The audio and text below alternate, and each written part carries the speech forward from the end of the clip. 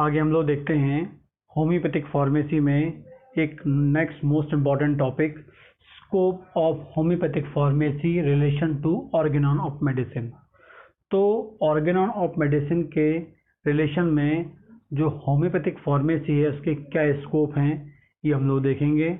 और ये गवर्नमेंट इसमें से क्वेश्चन गवर्नमेंट जॉब में भी आते हैं, लेकिन जो डिप्लोमा कोर्सेज हैं एंड BHMS का जो कोर्स है उसमें इससे एक इम्पॉर्टेंट क्वेश्चन बनता है, लॉन्ग क्वेश्चन इससे बनता है और वो क्वेश्चन आता है scope of homeopathic pharmacy relation to Organon of Medicine. तो होम्योपैथिक फार्मेसी का जो स्कोप है वो किससे रिलेट करना है हमें? ऑर्गेनॉन ऑफ मेडिसिन से। एग्जैक्टली क्या है? ऑर्गेनॉन ऑफ मेडिसिन जो एक बुक है और इसमें होम्योपैथी के लिए कुछ रूल्स एंड रेगुलेशंस को लिखा गया है और वो रूल्स एंड रेगुलेशंस के जो पॉइंट हैं हम उन्हें बोलते हैं एफोरिज्म बोलते हैं। और उन एफोरिज्म में होम्योपैथी के बारे में पूरा होम्योपैथी के जो बेसिक प्रिंसिपल है, लॉ है, उसके बारे में कंप्लीट एक्सप्लेनेशन दिया हुआ है। लेकिन इस ऑर्गेनॉन ऑफ मेडिसिन में जो एफोरिज्म हैं उन एफोरिज्म में कौन से एफोरिज्म जो हैं जो होम्योपैथिक फार्मेसी से रिलेटेड हैं, जो होम्योपैथिक फार्मेसी को बताते हैं, जो होम्योपैथिक फार्मेसी के बारे में एक्सप्लेनेशन देते हैं, वही एग्जैक्टली इसके अंतर्गत आते हैं। तो एग्जैक्टली हम ये बोलेंगे कि जो स्कोप ऑफ होम्योपैथिक फार्मेसी है relation to Organon of Medicine, इसमें हम लोग देखेंगे कि ऑर्गेनॉन ऑफ मेडिसिन की जो बुक है इस बुक में जो एफोरिज्म दिए हुए हैं और वो कौन से एफोरिज्म हैं जिनमें होम्योपैथिक फार्मेसी से रिलेटेड एक्सप्लेनेशन दिया हुआ है, उनसे रिलेटेड कोई इंफॉर्मेशन दी गई है डॉक्टर हैनीमैन के द्वारा, वो एग्जैक्टली हम लोग बताएंगे। तो जब भी क्वेश्चन आता है ये, तो आपको उन एफोरिज्म को एक्सप्लेन करना है जिसमें होम्योपैथी के बारे में होम्योपैथिक फार्मेसी के बारे में उसमें प्रॉपर एक्सप्लेनेशन दिया है।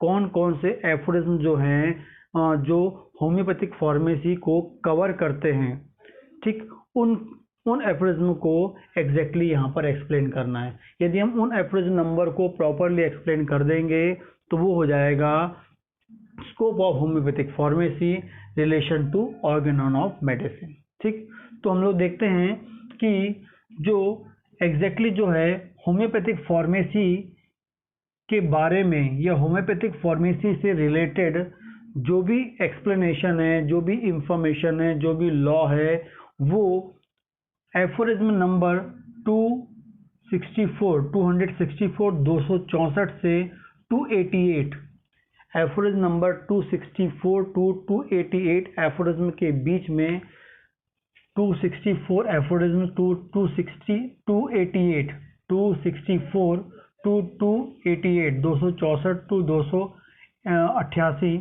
ठीक है।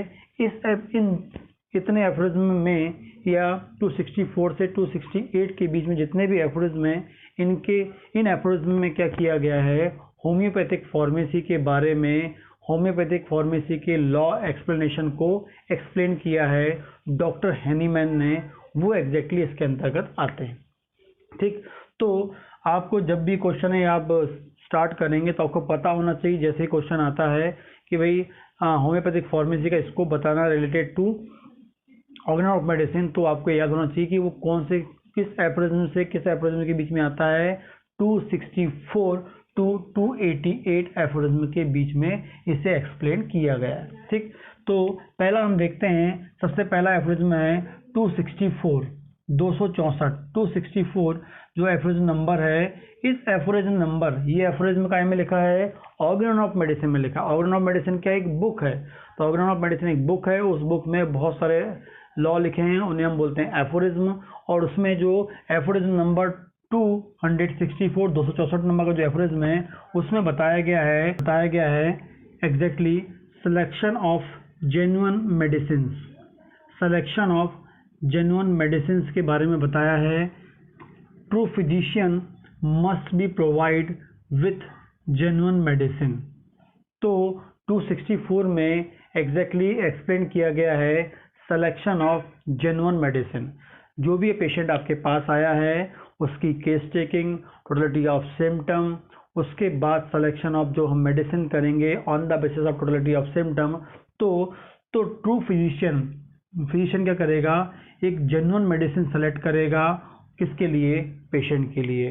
तो 264 एफरेज में क्या बताया है, सिलेक्शन ऑफ जेन्युइन मेडिसिन, और वो जेन्युइन मेडिसिन कौन सेलेक्ट करेगा, ट्रू फिजिशियन के द्वारा क्या होगा, जेन्युइन मेडिसिन सेलेक्ट होगी according to totality of symptom, किसके, पेशेंट के टोटलिटी ऑफ सिम्टम के बेस पे जेन्युइन मेडिसिन सेलेक्ट करके हमें उसे देना है, पेशेंट को देना है, डॉक्टर के द्वारा वो क्या की जाती है, सेलेक्ट की जाती है।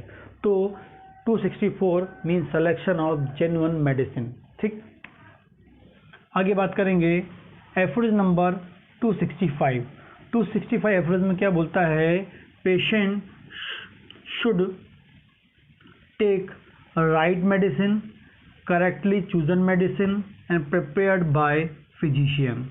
264 में बताता है कि जो पेशेंट है मेडिसिन लेगा वो कैसी होनी चाहिए, राइट मेडिसिन होनी चाहिए, करेक्टली चूजन मेडिसिन होनी चाहिए, और प्रिपेयर्ड बाय फिजिशियन। पहले के टाइम में होम्योपैथिक मेडिसिन डॉक्टर्स के द्वारा ही बनाई जाती थी। ठीक, अभी आजकल बड़ी बड़ी फैक्ट्रीज हो गई, लेबोरेटरीज हो गई हैं।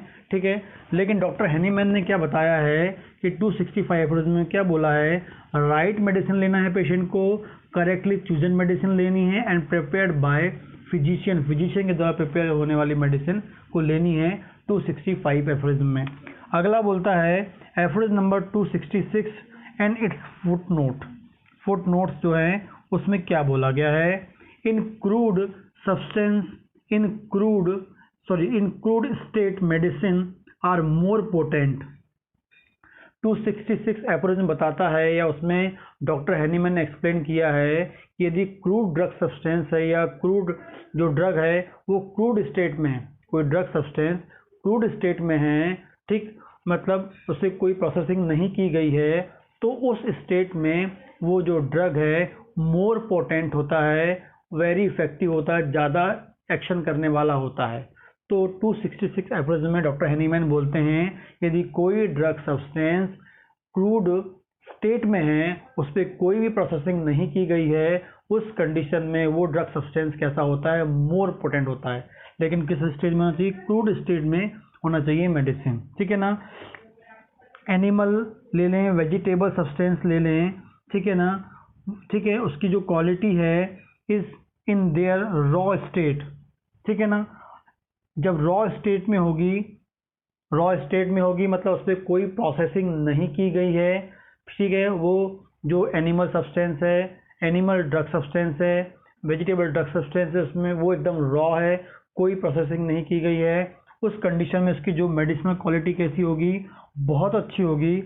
लेकिन यदि हम उसे process which destroy there medicinal power, तो क्या कर देगा, यदि हम उस पर प्रोसेसिंग कोई करते हैं उसको, तो वो क्या करता है, उसका जो मेडिसिनल पावर है उसे क्या कर देता है, डिस्ट्रॉय कर देता है।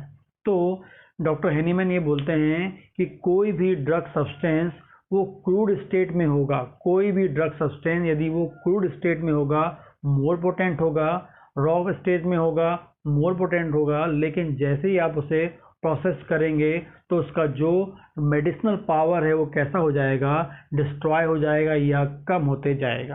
ठीक, आगे है aphorism number 267 and it's footnote बोला गया है preparation of medicine from fresh plants. 267 एफरेज में बोल रहे हैं preparation of medicine from fresh plants का यूज करके मेडिसिन को प्रिपेयर करने के बारे में बोल रहे हैं। आगे बात करेंगे, यदि 267 एग्जैक्टली बात करेंगे तो उसमें क्या होता है, इंडिजीनियस प्लांट का यूज करके हमें मेडिसिन बनाना है। कौन सा प्लांट, इंडिजीनियस प्लांट्स का यूज करके बनाना है। और 267 फुट नोट की बात करेंगे हम लोग तो उसमें बोलेंगे ऐसे प्लांट जिसमें क्या है, थिक म्यूकस होता है एंड एल्ब्यूमिन प्रेजेंट होता है। तो 267 एंड इट्स फुट नोट की बात करेंगे तो preparation of medicine from fresh plant, fresh plant का यूज करके हमें मेडिसिन बनाने के बारे में डॉक्टर हैनीमैन बोलते हैं। लेकिन यदि हम 67 ओनली की बात करेंगे तो कौन से fresh plant? Indigenous fresh plant हैं और जो जूसी होते हैं, जूसी प्लांट होते हैं, उनके बारे में बोलते हैं। और जो 267 फुट नोट में उन्होंने बोला है ऐसे प्लांट जिसमें थिक म्यूकस और एल्ब्यूमिन लाइक मटेरियल होता है, उनसे मेडिसिन बनाने के बारे में वो बता रहे हैं। आगे बोलेंगे एफरोज नंबर 268 एंड 268 क्या बोलता है? Preparation of medicine from dry plant. Most important अगला पॉइंट है। 67 बोलता है फ्रेश प्लांट, ठीक है ना, लेकिन वो कैसे हैं? जूसी हैं, थिक म्यूकस वाले हैं, एल्ब्यूमिन वाले, मतलब लिक्विड उसमें प्रेजेंट है। लेकिन 268 क्या बोलता है? Preparation of medicine from dry plant, सूखे प्लांट्स का यूज करके मेडिसिन बनाने की बात कर रहे हैं। और इसका जो फुट नोट है 268 का, वो बताता है preservation of dry medicinal substance water bath. आगे बोल रहा है कि अगला क्या बता रहा है? Preservation of dry medicinal substance, preservation of dry medicinal substance, उसके बारे में बताता है। 268 का फुट नोट बोलता है प्रिजर्वेशन ऑफ ड्राई मेडिसिनल, जो ड्राई मेडिसिनल सब्सटेंस है उनको कैसे प्रिजर्व करना है, वाटर बाथ का यूज करके करना है, उस बारे में वो बताता है, ठीक है ना। आगे है एफरोज नंबर 269। 269 क्या बोलता है? Definition of dynamization, definition of dynamization. 268 क्या बताता है? डेफिनेशन ऑफ डायनामाइजेशन, या बोलेंगे सभी को पता है डायनामाइजेशन एक प्रोसेस होती है जिससे होम्योपैथिक मेडिसिन बनाई जाती है। एग्जैक्टली उसमें क्या होता है? जो मेडिसिनल सब्सटेंस होता है जिसमें मेडिसिनल पावर होता है, जो कैसा होता है? इनएक्टिव फॉर्म में होता है, उसमें हम डायनामाइजेशन की प्रोसेस करके, डायनामाइजेशन का एक और नाम होता है पोटेंटाइजेशन, डायनामाइजेशन का एक और नाम होता है पोटेंटाइजेशन। तो डायनामाइजेशन या पोटेंटाइजेशन की प्रोसेस करके जो ड्रग सब्सटेंस है, जो मेडिसिनल सब्सटेंस में ड्रग पावर है, जो इनएक्टिव फॉर्म में है, उसे डायनामाइजेशन एंड पोटेंटाइजेशन की प्रोसेस करके काय में कन्वर्ट करते हैं? एक्टिव फॉर्म में कन्वर्ट करते हैं, इनएक्टिव से एक्टिव फॉर्म में कन्वर्ट करते हैं, मींस पावर जनरेट करते हैं। तो डेवलपमेंट ऑफ ड्रग पावर, जिसे हम बोल सकते हैं डेवलपमेंट ऑफ ड्रग पावर के बारे में बताता है। ड्रग मतलब डायनामाइजेशन के बारे में बताता है, पोटेंटाइजेशन के बारे में बताता है। कौन? 269 बताता है। 269 का जो फुट नोट है, 6th एडिशन की बात करेंगे। 6th एडिशन में जो है 269 का फुट नोट बताता है law of friction, law of friction के बारे में बताता है, लॉ ऑफ फ्रिक्शन के बारे में बोलेगा। आगे बात करेंगे एवरेज नंबर 270 नंबर का एवरेज जो है वो बताता है potentization up to 30 potency, potentization up to 30 potency under the suction in centesimal scale, मतलब 30 पोटेंसी तक यदि मुझे अप टू 30 पोटेंसी तक मुझे सक्शन मेथड का यूज करके सेंटिसिमल स्केल का यूज करके सक्शन प्रोसेस को अप्लाई करके अप टू 30 पोटेंसी तक यदि मुझे मेडिसिन प्रिपेयर करना है, पोटेंटाइज करना है, वो किसने बता रहा है? 270। जब भी 270 नंबर का एवरेज में आता है वो मुझे क्या बताता है? अप टू 30 पोटेंसी के बारे में बताता है, लेकिन कौन सी मेथड का यूज़ करके? सक्शन मेथड का यूज़ करके। कौन सी स्केल? सेंटिसिमल स्केल का यूज़ करके, ठीक है ना। लेकिन यदि हम एवरेज नंबर 271 की बात करेंगे तो उसमें पोटेंटाइजेशन है अप टू 30 पोटेंसी, लेकिन बात करेंगे तो उसमें पोटेंटाइजेशन है अप टू 30 पोटेंसी, लेकिन प्रोसेस का नाम क्या है? ट्राइचुरेशन। स्केल का नाम क्या है? सेंटिसिमल। 30 पोटेंसी आ रहा है, ट्राइचुरेशन, सेंटिसिमल। 270 बोलेंगे, 30 पोटेंसी है, सेंटिसिमल स्केल, लेकिन प्रोसेस का नाम क्या है? सक्शन। 271 आ जाएगा, 30 पोटेंसी है, सेंटिसिमल स्केल, लेकिन प्रोसेस का नाम क्या है? ट्राइचुरेशन, ठीक है ना। आगे बात करेंगे एवरेज नंबर 272 से 274। यदि 272 से 74 तक बात करेंगे सिंगल सिंपल मेडिसिनल सब्सटेंस, इसमें बोल रहा है सिंगल सिंपल मेडिसिनल सब्सटेंस के बारे में बताता है। सिंगल सिंपल मेडिसिनल सब्सटेंस को यूज करने के बारे में डॉक्टर हैनीमैन क्या करते हैं? एक्सप्लेन करते हैं। Single simple medicinal substance, single simple medicinal substance के यूज करने के बारे में बताते हैं। एंड एफरोज नंबर 275 से 276 की बात करेंगे। टू लार्ज डोजेज या too large dose of homeopathic medicine is injurious. Too large dose का यूज करने से यदि होम्योपैथिक मेडिसिन का लार्ज डोज हम यूज करेंगे, टू लार्ज डोज, ज़्यादा डोज हम यूज करेंगे तो वो इंजूरियस हो सकता है। किसके लिए? पेशेंट के लिए, ह्यूमन बॉडी के लिए। ये डॉक्टर हैनीमैन बताते हैं किसमें? 275 से 276 नंबर के एफोरिज्म में। ठीक, ये क्या बता रहे हैं? लार्ज डोज हम यदि यूज करेंगे होम्योपैथिक मेडिसिन का, वो इंजूरियस होता है पेशेंट के लिए, ह्यूमन बॉडी के लिए।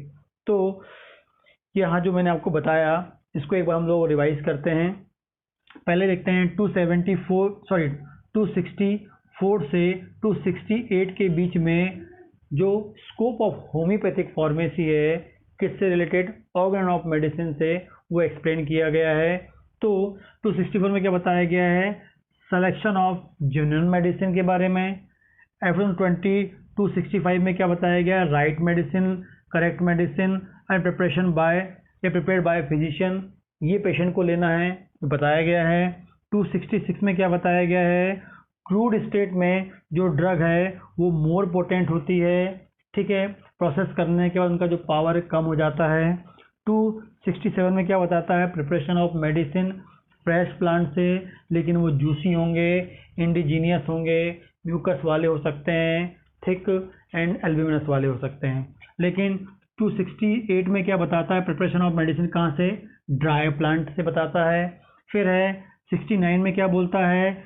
डेफिनेशन ऑफ डायनामाइजेशन या पोटेंटाइजेशन। पोटेंसी बनानी है सेंटिसिमल स्केल का यूज करके, लेकिन प्रोसेस का नाम क्या है? सक्शन।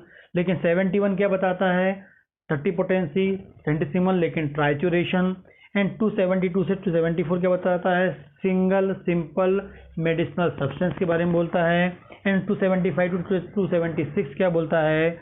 लार्ज डोज जो होती है वो इंजूरियस होती है पेशेंट के लिए, ह्यूमन बॉडी के लिए, ह्यूमन सेल के लिए। ठीक, आगे हम देखेंगे एफोरिज्म 277, एफोरिज्म नंबर 277। इसमें एग्जैक्टली बताया गया है effect of minute dose is solitary which is appropriate for gentle remedial effect. तो एफोरिज्म नंबर 277 में बताया गया है कि माइन्यूट डोज जो होती है वो बहुत लाभकारी होती, इफ़ेक्टिव होती है। ठीक, किसके लिए? जेंटल रेमेडियल इफ़ेक्ट के लिए। तो डॉक्टर हैनीमैन ये बताते हैं कि 277 एफोरिज्म में बताया गया है कि माइन्यूट जो डोज होती है, थोड़ी सी जो डोज होती है वो बहुत इफ़ेक्टिव होती है, लाभकारी होती है। किसके लिए? जेंटल रेमेडियल इफ़ेक्ट को प्रोड्यूस करने के लिए। किस में? ह्यूमन बॉडी में, पेशेंट में। क्या प्रोड्यूस करने के लिए? जेंटल रेमेडियल इफ़ेक्ट को प्रोड्यूस करने के लिए, ताकि पेशेंट को क्योर कर सके, पेशेंट में प्रॉपरली मेडिसिन का इफ़ेक्ट हो सके। चलो आगे देखते हैं एफोरिज्म नंबर 278 टू 280 के बीच में मास्टर हैनीमैन ने बताया है होम्योपैथिक एग्रावेशन एंड डोज। उसमें उन्होंने एक्सप्लेन किया है होम्योपैथिक एग्रावेशन एंड डोज। तो 278 टू 280 के बीच में उन्होंने एक्सप्लेन किया है homeopathic aggravation and homeopathic dose के बारे में बात किया है। होम्योपैथिक एग्रावेशन होम्योपैथिक एग्रावेशन वो होता है कि जब हम किसी पेशेंट को होम्योपैथिक मेडिसिन देते हैं अकॉर्डिंग टू सिम्टम्स, तो जब वो होम्योपैथिक मेडिसिन किसी पेशेंट में जाती है तो वो मेडिसिन क्या करेगी? उस पेशेंट में जो प्रेजेंट सिम्टम है उसे थोड़ा क्या कर देगी? एग्रावेट कर देती है। That is called homeopathic aggravation. तो एग्जैक्टली इसके बारे में 278 से 278 टू 280 के बीच में होम्योपैथिक एग्रावेशन एंड डोजेस के बारे में मास्टर हैनीमैन ने बताया है। ठीक, होम्योपैथिक डोजेस के बारे में भी बताया है। आगे बात करेंगे 281, aphorism number 281, susceptibility of patient to medicine greater than that of healthy person. Master Hahnemann ये बोलते हैं 281 एफोरिज्म में, 281 नंबर के जो एफोरिज्म हैं उसमें ये बताते हैं कि जो susceptibility of patient to medicine, कोई भी पेशेंट की जो ससेप्टिबिलिटी होती है वो मेडिसिन के लिए बहुत अच्छी होती है एज़ कंपेयर बात करें हेल्दी पर्सन। जो हेल्दी पर्सन है उसकी कंपैरिजन में, उसकी तुलना में बताया गया, डॉक्टर हैनीमैन बोलते हैं कि जो पेशेंट की जो ससेप्टिबिलिटी होती है मेडिसिन की वो ज़्यादा होती है। पेशेंट की ससेप्टिबिलिटी ऑफ पेशेंट जो होती है मेडिसिन के लिए ज़्यादा होती है एज़ कंपेयर हेल्दी पर्सन। ये उन्होंने किसमें एक्सप्लेन किया है, 281 में एक्सप्लेन किया है। आगे बात करेंगे एफोरिज्म नंबर 282। एफोरिज्म नंबर 282 में बोल रहे हैं diseased part principally acted upon bye medicine. Master Hahnemann बोलते हैं कि ह्यूमन बॉडी में जो डिजीज पार्ट होता है, डिजीज़ वाला भाग होता है, उस पे मेडिसिन प्रिंसिपली एक्ट करती है। तो diseased part principally acted upon bye medicine. तो जो डिजीज्ड पार्ट होता है ह्यूमन बॉडी का या डिजीज पार्ट होता है पेशेंट का, उस पे जो मेडिसिन है वो प्रिंसिपली एक्ट करती है। इसके बारे में जो एक्सप्लेनेशन है उसमें वो उन्होंने कहाँ बताया है, 282 एफोरिज्म में उन्होंने एक्सप्लेन किया है कि इन्होंने मास्टर हैनीमैन ने। आगे बात करेंगे 283 एफोरिज्म नंबर जो है, ठीक, वो बताता है dose should be just sufficient to overcome the disease, injurious effect of small dose is insignificant.